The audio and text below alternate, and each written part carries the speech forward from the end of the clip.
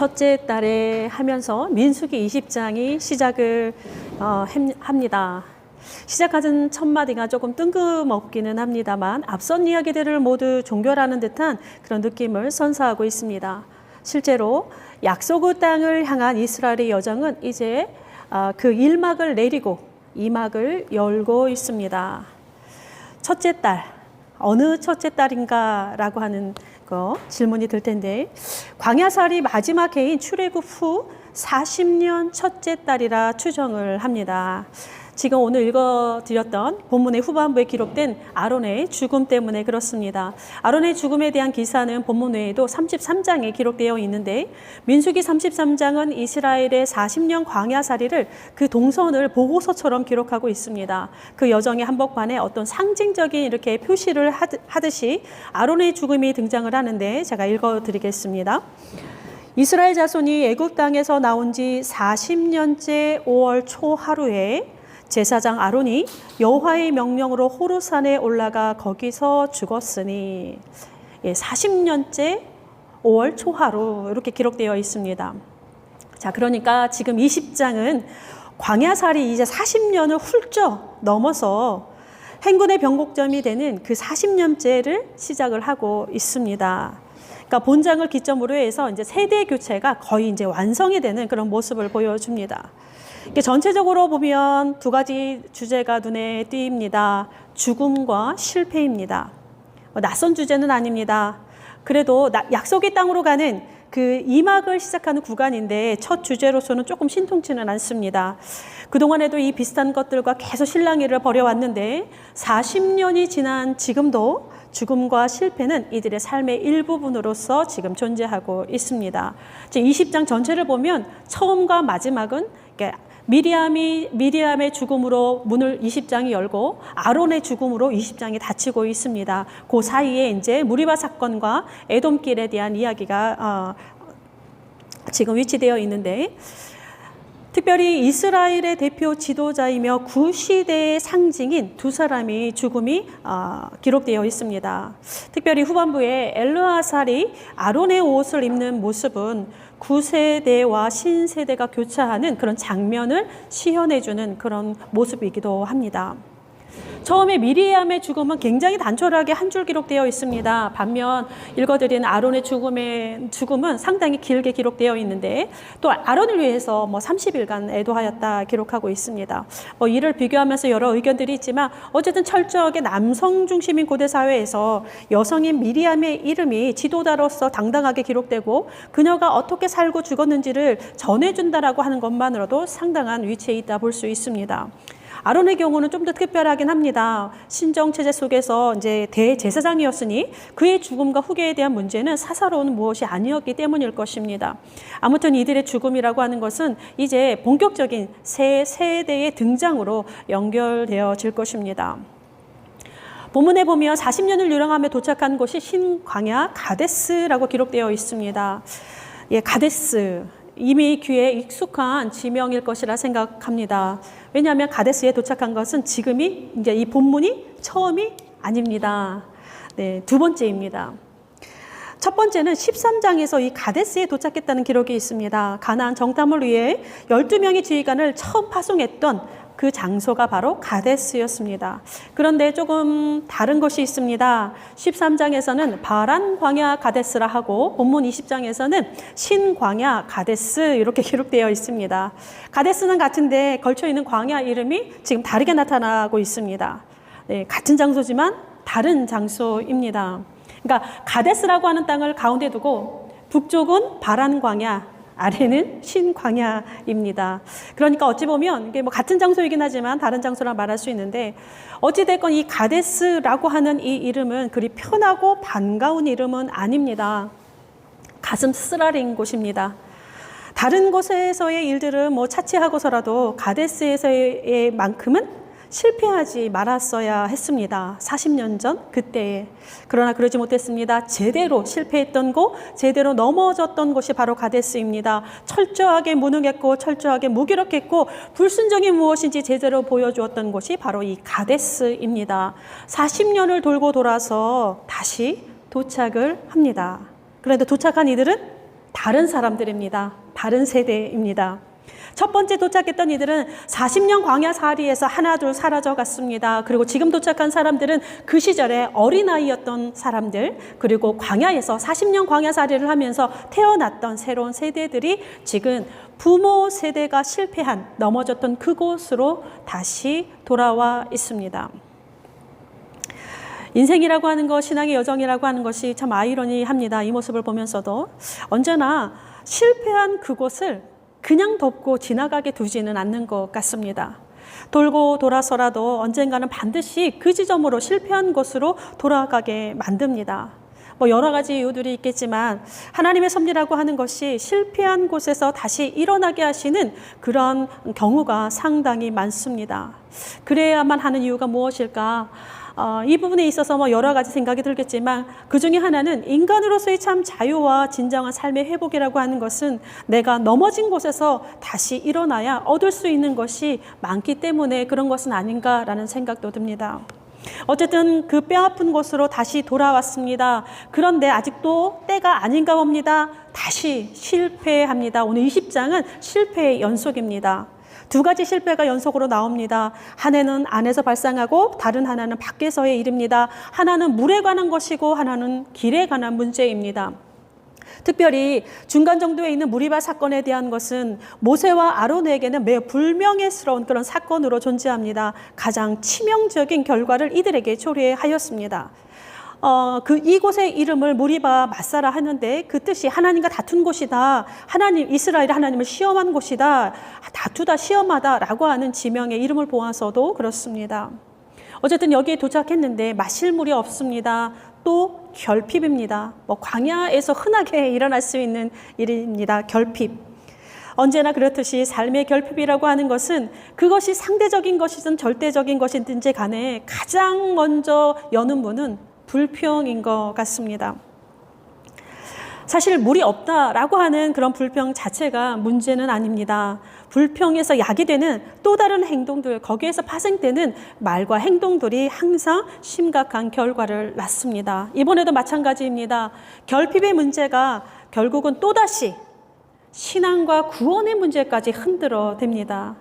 우리도 한번 보십시오. 우리가 결핍의 문제로 인해서 불평에 이를 때 우리는 무엇까지 가는지 한번 잘 살펴볼 필요도 있는 것 같습니다. 그래서 이스라엘이 또 이야기합니다. 애굽이 좋았다. 이 말 많이 들었죠? 우리 이스라엘에게서. 애굽이 좋았다. 왜 우리를 이런 나쁜 곳으로 인도했느냐. 애굽으로 돌아가자. 부모 세대가 했던 행동들을 그대로 또 다음 세대에서 재현되고 있습니다. 광야살이에서 매우 익숙한 패턴으로 우리에게 다가오는데 또 이 익숙함은 우리 삶에서도 쉽게 우리가 그렇게 노출되는 그런 패턴인 것 같습니다. 있는 것보다 없는 것에 집중을 하고 결핍이라고 하는 문제를 하나님의 부재로 연결시키는 것이 인간의 연약함인 것 같습니다. 어쨌든 이스라엘에게 위기가 닥쳤는데 이번에는 백성에게 닥친 위기라기보다는 사실 모세의 위기였습니다. 모세가 지난 40년간의 자신의 함께했던 시간들을 되돌아보면서 돌이키고 싶은 순간이 있다면 바로 이 순간이지 않을까라는 생각이 듭니다. 이스라엘을 향한 모세의 불편한 감정이 적나라하게 드러난 곳, 바로 유일한 곳이기도 합니다. 이전과는 모세가 좀 다른 모습이 보여집니다. 하나님보다 모세 자신이 더 부각되어 있습니다. 이 부분에 대해서 학자들도 여러 가지가 의견을 내놓습니다. 바위를 한 번 쳤어야 되는데 두 번 쳤기 때문이다. 바위에게 명령하라 했는데 이제 오늘 본문에는 명령하라 되어 있습니다. 명령하라 했는데 명령이 아니라 이렇게 막대기를 쳤기 때문이다. 다양한 해석들이 있습니다. 네, 어쨌든 분명한 것은 모세의 감정이 이곳에서 매우 격해져 있었다라고 하는 것은 매우 분명합니다. 그리고 또한 거기서 파생된 그의 행동이 무엇이었든지 간에 그가 하나님이 원하시는 모습은 아니었다라고 하는 것은 우리가 찾아볼 수 있습니다. 그래서 하나님이 이를 이렇게 표현했습니다. 12절에 내 거룩함을 나타내지 아니한 고로. 모세에게 이런 말 하신 적이 없습니다. 처음입니다. 모세의 행동에서 하나님의 거룩함이 나타나지 않았다 하시면서 이것은 불신앙에 기인한다 이렇게 하나님은 평가하셨습니다. 하나님의 거룩함, 이 지도자였던 모세와 아론이 도착해야 하는, 이들이 드러내야 하는 최종 목표입니다. 그러니까 지도자들이란 것이, 그러니까 신앙의 지도자들이란 것이 그런 것 같습니다. 그들이 무엇을 하든지 하나님의 거룩함이 그들의 최종 목적지가 되어야 함을 명시하고 있는 것 같습니다. 그럼 이 거룩함이란 무엇인가? 다양하게 표현할 수 있는데, 우선 출애굽기 17장을 보조 자료로 제가 함께 읽어드리겠습니다. 그가 그곳 이름을 마사 또는 무리바라 불렀으니 이는 이스라엘 자손이 다투었으며 또는 그들이 여호와를 시험하여 이르기를 여호와께서 우리 중에 계신가 안 계신가 하였음이더라. 하나님의 거룩함을 드러낸다라고 하는 것은 하나님이 우리와 함께 계시다라고 하는 그것을 인정하는 것과 관계하고 있음을 보여줍니다. 우리가 매주 주기도를 통해서 고백하는 것 중에 하나가 또 이것이지 않습니까? 하나님의 이름이 거룩히 여김을 받으시기를 원한다라고 하는 청원을 하고 있습니다. 특히 본문을 기준으로 하면 결핍의 순간에, 하나님의 부재가 경험되는 그 순간에 어떻게 하나님이 우리와 함께 계심을 인정할 수 있는가라고 하는 것이 우리의 씨름인 것 같습니다. 본문을 기준으로 뒤집어 말하면 우리가 부요한 순간이 아니라, 우리가 평화로울 때가 아니라 도리어 우리가 고난 당한 가운데 있을 때 결핍의 순간에 우리의 신앙적인 진심이 드러나게 되어 있다라고 하는 사실입니다. 안타깝게도 모세와 아론은 여기서 실패했습니다. 결국 이들은 약속의 땅으로 들어가지 못한 이후로 성경에 기록되어 있고, 성경은 계속 이것을 들추고 있습니다. 시편에서도 나오는데 계속 들춥니다. 우리에게 시사하는 바가 있겠지요. 이어지는 두 번째 실패는 길의 문제입니다. 이 에피소드에서는 하나님의 개입은 등장하지 않습니다. 모세와 에돔 왕의 대화로 엮어져 가고 있는데, 이스라엘이 에돔 땅을 통과하려 합니다. 에돔 길은 그야말로 왕의 대로가 통과하는 길입니다. 그러니까 에돔은 모압, 암몬을 거쳐 길라, 바산, 시리아의 다메섹까지, 그러니까 남북으로 이렇게 쭉 이어지는, 우리나라로 치면 경부고속도로와 같은 그런 대로입니다. 남북을 관통하는 대로입니다. 매우 중요한 교역로로서 사용되어져 왔고, 왕의 군대가 통과하는 길이었기 때문에 중간중간에 이 초소도 있었다라고 기록되어 있습니다. 모세는 에돔 왕에게 길만 내어주면 아무 손해도 입히지 않고 도리어 그 대가를 치르면서 가겠다 이렇게 말했는데, 결과는 시원하게 거절을 당합니다. 거절뿐만이 아니라 협박도 서슴지 않습니다. 오기만 해봐라, 내가 칼을 들고 나갈 것이다, 그렇게 기록되어 있습니다.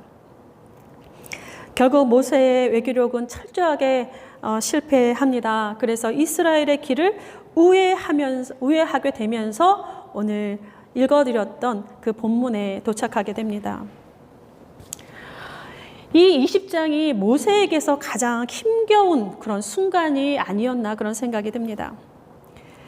사서삼경에서 말하는 복이 5가지가 있습니다. 오래 사는 거, 그 다음에 물질적인 부, 몸에 강건한 거, 강령, 또 유호덕, 덕을 추구하는 거, 고정명, 편하게 살다 죽는 거. 그 중에 가장 첫 번째가 장수입니다. 근데 정말 그러할까 싶은 것은, 오래 살면서 가장 힘든 것이 나와 함께 있던 사람들이 다 떠나고 없는 그 순간, 그 홀로 남겨진 그 고독한 시간을 마주하며 견디는 것이라 이야기를 합니다.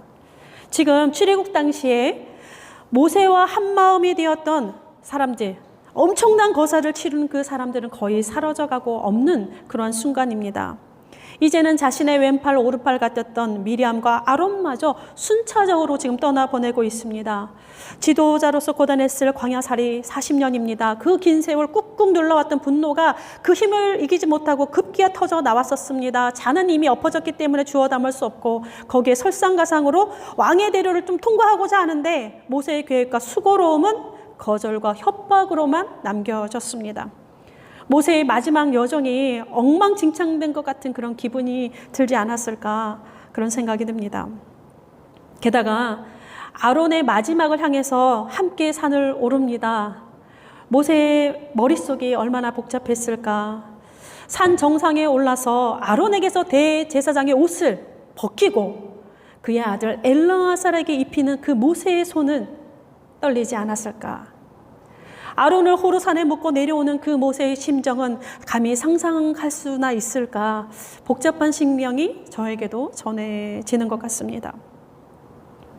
모세도 아론과 같은 이유로 약속의 땅에 이르지는 못할 것입니다. 이들의 뒤를 따라갈 것이지만 어쨌든 모세와 아론, 미리암은 이 셋은 똘똘 뭉쳐서 하나인 것처럼 그렇게 살아왔습니다. 특별히 아론은 모세는 아론이었습니다. 이 둘은 쌍둥이처럼 하나님 나라를 향해서 마치 한 몸처럼 움직여져 왔습니다. 둘이 아니면 안 될 것 같은 일들이 너무나 많았습니다. 그런데 하나 둘씩 사라져 갑니다. 아론을 위해 30일을 애도하였다, 그렇게 마지막 기록하고 있는데 그를 그리워함도 있겠지만 어쩌면 홀로 남겨지는 모세를 위한 것은 아니었을까, 저는 그런 생각도 한번 해보았습니다. 아무튼 침묵으로 끝나는, 아론의 죽음으로 끝나고 새 세대가 등장하긴 하지만 매우 엄중한 분위기로 마침표를 찍고 있습니다. 그러면서도 이 마침표가 정말 끝이라고 하는 그런 마침표가 아님을 우리는 잘 알고 있습니다. 그래도 다시 전진하는, 아무 일 없다는 듯이 다시 전진하는 이스라엘을 계속 따라가게 될 것입니다. 배고프다고, 목마르다고, 거절당했다고, 길이 험하다고, 믿을 수 없다고 포기할 수 있는 길이 아닙니다. 약속의 땅을 향한 걸음이요, 중단되지 않는 걸음이 이스라엘의 걸음입니다. 미리암도 갔습니다. 아론도 지나갑니다. 모세도 이제 사라져 갈 것입니다. 그러함에도 불구하고 이스라엘의 믿음의 행렬은 멈추지 않을 것입니다. 엘르아살이 그 뒤를 이었듯 여호수아가 출현할 것이고, 왕의 대로가 아니라 돌아갈 망정, 우회할 망정, 이스라엘의 약속의 땅을 향한 하나님의 말씀을 향한 이스라엘의 걸음은 계속 전진함을 우리는 알 수 있습니다. 하나님 나라의 특성인 것 같습니다. 사람이 아니라, 사건이 아니라 하나님의 거룩함에 의해서 전진하는 나라, 바로 하나님의 나라입니다. 우리의 삶도 마찬가지입니다. 우리의 힘이 아니라, 우리의 능력이 아니라 우리의 하나님의 거룩함이 우리를 하나님의 백성으로 살아가게 하고, 우리의 연약함과 결핍이 늘 우리에게 존재하고 우리를 반복해서 넘어지게 하고 우리를 실패하게 하지만, 신앙의 여정을 이끌어가는 힘은 하나님에게서부터 나옵니다. 아론이 아니면 안 되는 것은 없습니다. 모세가 아니면 안 되는 것도 없습니다. 왜냐하면 하나님이 이들을 이끌어 가실 것이기 때문에 그렇습니다. 끊임없는 거절과 위협 속에서도 약속을 향해, 약속의 땅을 향해 전진하게 하는 힘, 어떠한 순간에서라도 그래도 앞으로 전진하게 하는 것, 바로 하나님의 나라요. 그 하나님의 나라는 하나님이 우리와 함께 하시는 그 나라입니다. 오늘 우리에게도 하나님께서 그 나라를 약속하시며 오늘도 하나님의 말씀을 향해서 우리의 모든 삶의 형편에서도 불구하고 그래도 전진하게 하시는 하나님의 은총이라고 말씀드릴 수 있겠습니다. 기도하겠습니다.